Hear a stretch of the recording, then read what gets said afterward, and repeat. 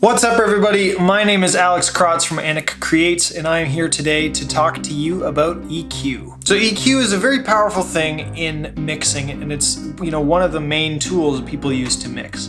The problem is that I don't think people know exactly how to use EQ in the most effective ways.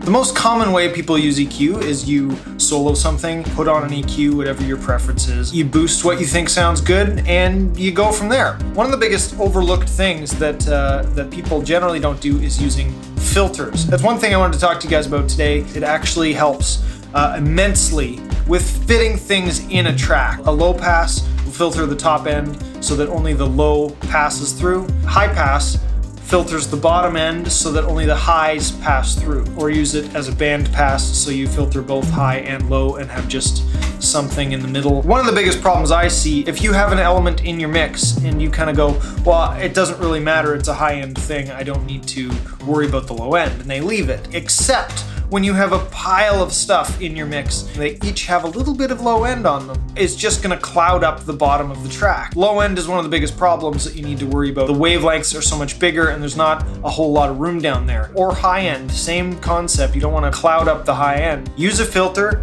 cut away what you don't think you need. It's as easy as just turn up that knob so you're cutting off the bottom end until you hear it and then dial it back just a smidge. The thing is that you're cutting out all the things you can't hear, which in the digital realm especially, they all add up. It's numbers on top of numbers and it adds up to be a big disaster. Let's dive into Pro Tools and I'll show you what I'm talking about. So here we are in Pro Tools and I have this really cool rock song happening right now. It's called You, it's gonna be out later this year. And we're just gonna go look here. We have a bunch of synths, a bunch of different guitars. I'm just gonna play a little bit of the verse here for you. Had to put you down, I'd be sorry too. I'd life you go without my hand to hold. You don't know me, I had to leave. You don't. One of the things in this song that you're gonna hear is you're gonna hear the high streamer part. And that is happening in just the choruses. Now it's just one chord happening throughout to give that bit of top end. So one thing that we're gonna do real quick, we're gonna help bring that out. We don't care about the low end because it's literally not doing anything. There's enough guitars, there's enough synths. So we're gonna take this and we're gonna put on one of my favorite EQs, which is the FabFilter Pro Q2. You can see the frequencies that are happening and what I'm filtering out.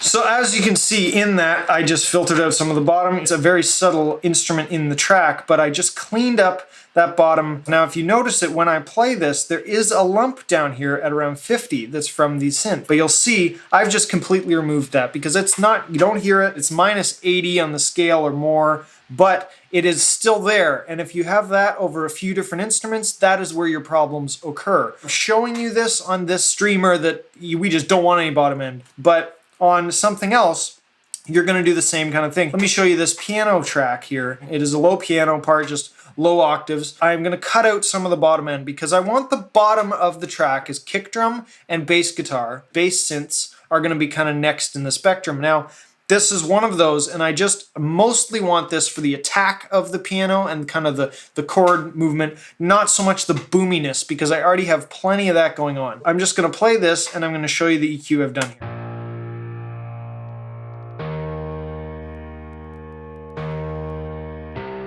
As you can see from here, I've already put a low filter on here, so I'm cutting out some of that bottom that I don't need, 50 and down. At the top, I'm cutting off some of the top end. I don't want it to interfere with my vocals that I'm probably gonna boost around 10K. I'm actually just filtering that off. I just want the meat of the piano. I just want that center bit there. You can see when I take it on and off how it affects the sound. In the track, I'm cleaning it up.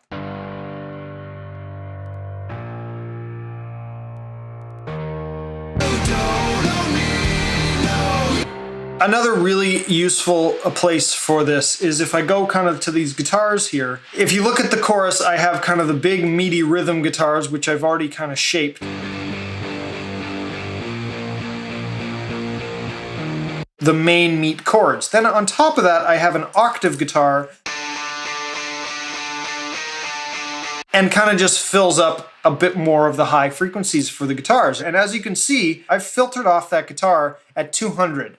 So I don't want any of that bottom end. I'm leaving it for the bass, I'm leaving it for the synths, and I'm leaving it for the rhythm guitars, which will take up some of that. I'm boosting here some of the top end at 10 and at 4.5 to kind of give a bit more of that clarity. So I'm kind of shifting it so that it's more top end and less of the bass. You'll see this is one of the rhythm guitars, and I'm only filtering at 70 because I want the bottom to be clean for the bass and the kick drum. And then I'm boosting a little bit of the clarity at around 5 and around 2, just to give it a little bit more of that clarity, and taking away a little bit of this 300 or 250 just to kind of help clear things up for other parts of the guitars, because this is only one of the rhythm guitars. The way I record a lot of guitars is I stack a lot of guitars, so I have to kind of shape each guitar within the mass that is the big rhythm guitar sound. That's a whole nother video, but for this one, the concept is that I filter something else to kind of make room for the other parts. If I play the chorus, that high part guitar with the EQ, then I take the EQ off and I put it back on, you'll hear it almost go away, because I've essentially taken down the top end and I've put back in the bottom, so now it's just getting shoved in with everything else.